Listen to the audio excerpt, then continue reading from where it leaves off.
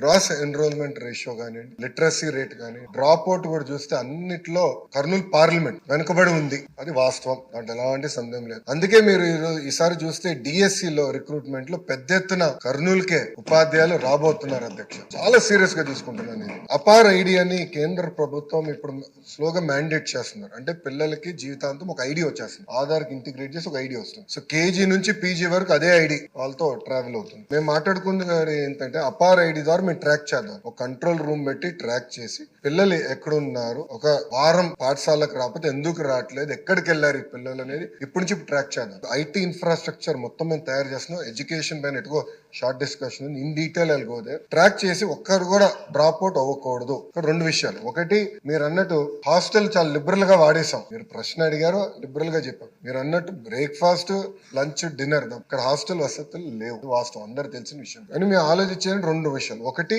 ఇప్పుడున్న సంక్షేమ హాస్టల్స్ ఎట్లా బలోపేతం చేయాలి. ఒక భాగం అయితే వలసలుగా వెళ్తారు అధ్యక్ష. ప్రధానంగా వాళ్ళందరూ మిర్చి సమయంలో ఇక్కడికి వచ్చి, గుంటూరులో ఎక్కువ శాతం మంది ఇక్కడ ఉంటారు. సో వాళ్ళు ఇక్కడికి వచ్చినప్పుడు ఇక్కడ అడ్మిషన్స్ ఇవ్వచ్చా, దానికి విధి విధానాలు ఏంటి అంటే, వచ్చేది ఒక 4 నెలలు 5 నెలలకి ఇక్కడ అడ్మిషన్స్ ఇచ్చి వాళ్ళ పిల్లలకి చదువు ఇక్కడ కొనసాగించచ్చా, ఎందుకంటే అక్కడ స్కూల్ కిట్ ఎక్కువ ఇస్తాం కనుక ఇక్కడ చేయొచ్చు. ఆ ట్రాకింగ్ కూడా ఇప్పుడు మొదలు పెడతాం. అది ఒక భాగం. అంటే ఒక పక్కన హాస్టల్స్, ఇంకో పక్కన ఈ ట్రాకింగ్ రెండు ఉంటేనే డ్రాప్ అవుట్ రేట్ తగ్గుతుంది. దాంట్లో ఎలాంటి సందేహం లేదు.